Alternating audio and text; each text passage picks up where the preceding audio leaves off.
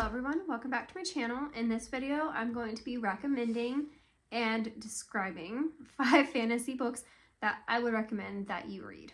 First up is Bride, which I know is still semi-popular, but I have to put it out there that if you haven't read it, you should read it. I've heard that it's a good Omegaverse entry. I haven't read anything else in that little section of books, so I cannot confirm or deny that, but I overall really enjoyed it. I loved the whole storyline. Like, it felt like it all came together really well. In the end, she is a vampire and he's a werewolf, and they wind up in a relationship. And they're not really supposed to be doing that. So it's very entertaining, to say the least, when that does happen and they realize that that's what's happening. I have not had a nodding experience in any books that I have read up to this point. So you can imagine my surprise when I look up nodding to see what it is. I love their personalities combined. They're kind of like Grumpy meets Grumpy to me. And I think that that fits well for a vampire werewolf romance. Next up is Heartless, and I know that it's a popular book, but it has to be said. If you haven't read this fantasy, you need to. It's like the Queen of Hearts story before she became the Queen of Hearts. And this is a very sad story. I was really hoping we weren't going where we went, and we did. But she has this dream of having a bakery. And her father, her parents don't want her to have a bakery. They want her to do what they want her to do. And she is trying to understand that that's what she needs to do, but she still really wants her bakery. And then she winds up falling in love with someone that she's not supposed to fall in love with, and things happen.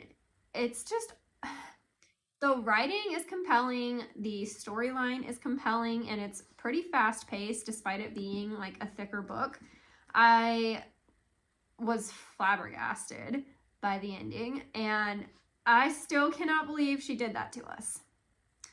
So yeah, you need to read this one. Next up is Quicksilver, and this one caused quite the commotion last year.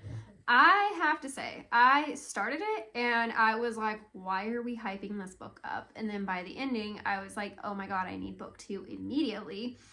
You start off with her in this small rundown town, and then she winds up going through a pool of Quicksilver and finding herself in a fantasy fae realm that she isn't supposed to be in. And I also loved the side characters in here. They're hilarious, they're so lovable, and I honestly hope that we get so much more of them in book 2, because they added so much to book 1 that I cannot imagine book 2 with less of them. I definitely think that we would need more of them, and I'm hoping book 2 is as thick, because I feel like this author can do no wrong with a longer book. Like, I feel like you would get so much more and so many more answers, and I liked the spice for sure. Next up is Lore of the Wilds, and I know that this is kind of like a hit or miss recommendation, but I loved this so much. I rated it 5 stars.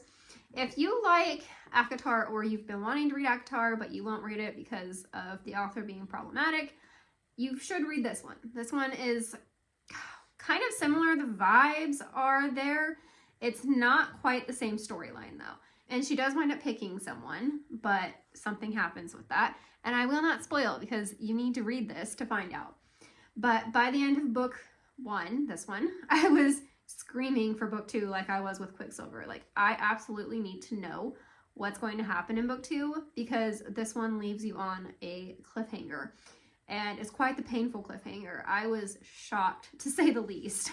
And then finally we have A Fate Inked in Blood. I know this one's hit or miss. Again, this is very action-packed, in my opinion. I feel like it was constantly going. There were very few slow parts, and I loved the main male character and the love interest. He is probably one of my favorite ones. Yeah, probably one of my favorite ones that I have read about in any fantasy book. His personality is just there. I don't know what it was about him in this book, but it did it for me. And she is a badass main female character. she can do the damn thing. And I love that so, so much. I think that if you're looking for that kind of character, this is a book that you should check out. I will also say if you're looking for a book with Vikings, it is this one because they are in that kind of setting.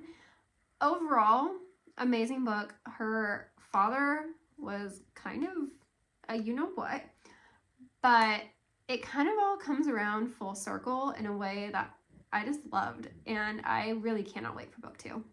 That's it for this video. I hope you guys check out these books and let me know what you think of them. And if you have any recommendations based off of these books that I recommended, please leave them in the comments. And if you liked this video, please be sure to like, comment, and subscribe. I'll see you guys next time.